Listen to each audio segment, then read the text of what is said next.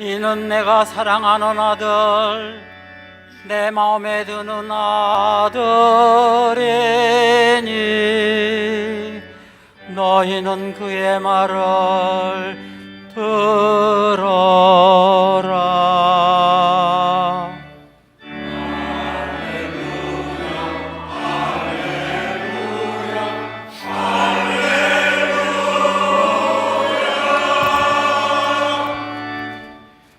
주님께서 여러분과 함께 또한 사제의 영과 함께 마테오가 전한 거룩한 복음입니다. 주님 영광 받으소서.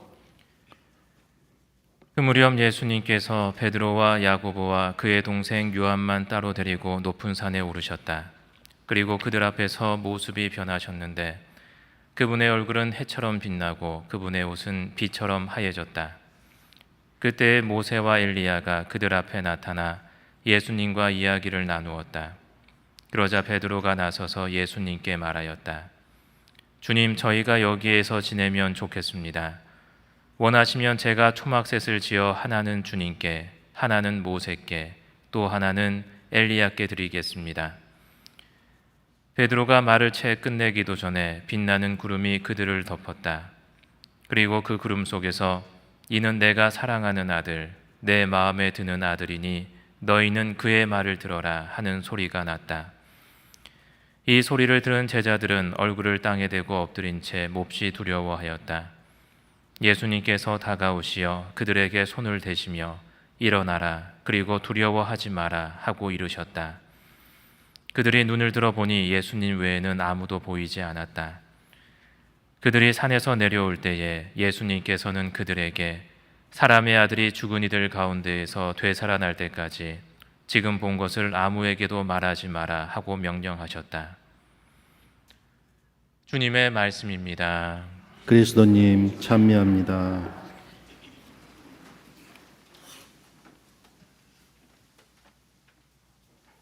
평화를 빕니다. 평화를 빕니다. 오늘 예수님께서는 나쁜 직장 상사의 전형적인 모습을 보이시고 계시죠. 잘 쉬는 제자들을 등산 가자고 쉬는데 그렇게 데리고 갑니다.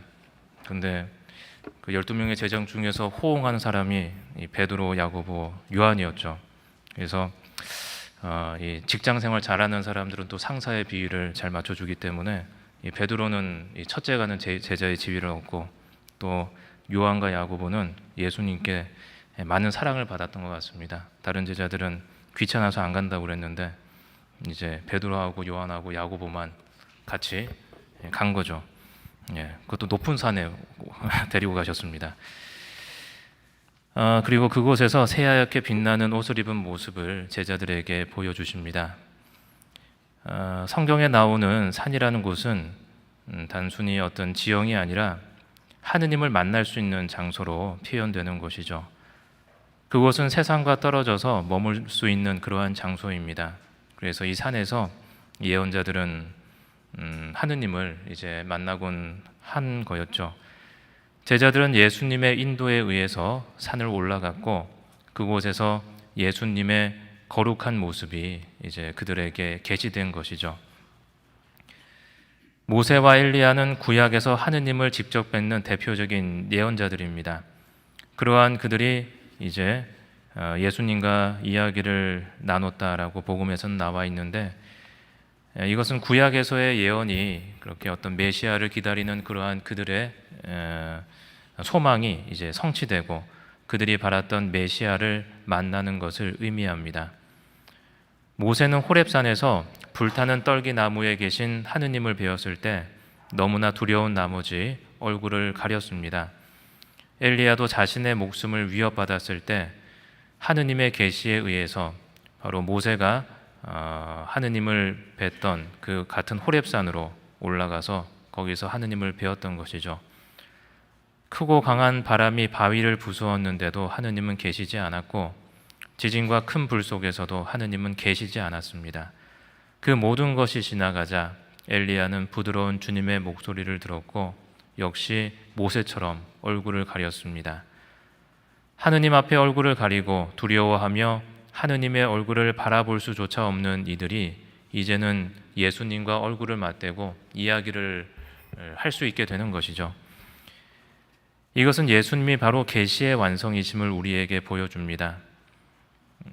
인간이 하느님을 이제 두려워하고 하느님 앞에 선 인간은 자신의 어떤 죄 때문에 하느님을 피하게 되고 멀어질 수밖에 없는데, 하느님은 인간을 사랑하신 나머지 자신의 외아들을 우리에게 보내주셔서 이제 인간이 겁내지 않도록 인간의 모습으로 하느님이셨던 분이 인간의 모습으로 자신을 낮추셔서 이제 우리에게 오신 것이죠. 그래서 하느님은 우리의 두려움 저 너머에 멀리 떨어져 계신 존재가 아니라 이제는 스스로 인간이 되셔서 자신의 얼굴을 우리에게 직접 보여주고 계신 것입니다. 그래서 우리는 하느님을 얼굴을 바라볼 수가 있는 것이죠. 그래서 오늘 제자들에게도 이러한 변화가 나타납니다. 빛나는 구름이 그들을 덮고 구름 속에서 이는 내가 사랑하는 아들, 내 마음에 드는 아들이니 너희는 그의 말을 들어라 하는 소리가 들리자 제자들은 이제 얼굴을 땅에 대고 엎드린 채 몹시 두려워하였던 것이죠. 하지만 예수님께서는 그들에게 다가오셔서 그들에게 손을 대시면서 그들을 어루만져 주시면서 일어나라, 그리고 두려워하지 마라 하고 이르시고 계십니다. 그래서 이제 그들은 두려워하지 않고 하느님의 얼굴을 볼 수 있게 되는 것이죠. 그들이 눈을 들어보니 예수님 외에는 이제는 아무도 보이지 않았다라고 복음에는 나와 있습니다.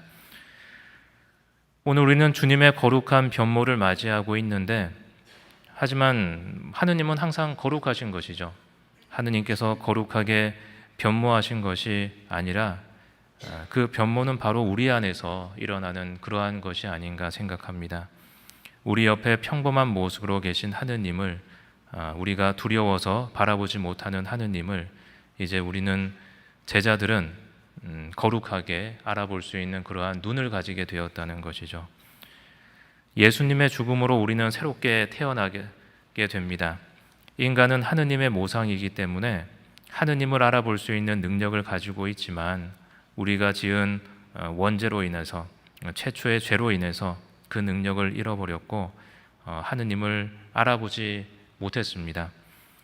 하지만 새로 태어난 우리는 다시 그 능력을 회복한 것이죠. 하느님을 알아보고 또 예수님을 이제 믿음으로써 우리는 영원한 생명을 얻을 수 있습니다. 우리는 하느님을 알아보는 데에 머물지 않고 그 거룩함에 참여해야 되는 것이죠.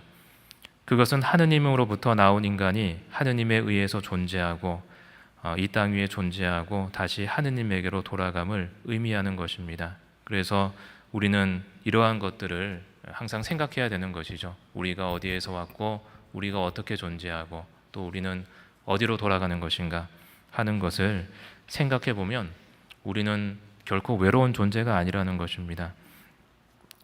우리는 삼위일체의 사랑에 참여하는 것이며 이 세상에서 우리는 외롭게 느껴지지만 결코 외롭지 않습니다.